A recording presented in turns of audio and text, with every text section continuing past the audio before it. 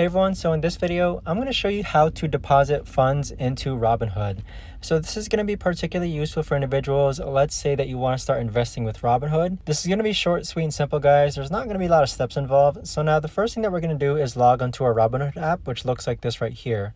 Now, there's multiple ways to do this as far as depositing funds into your Robinhood account goes.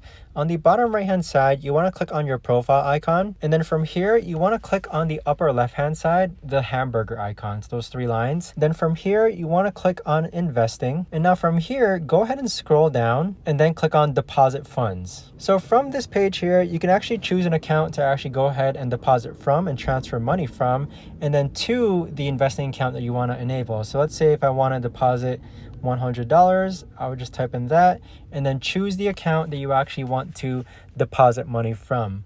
So that right there, guys, is the best and easiest way that I know of to actually go ahead and deposit funds onto Robinhood. If you guys know of a better or easier way to actually do this, let me know in the comments down below. I would love to know. But thanks so much for watching, everyone.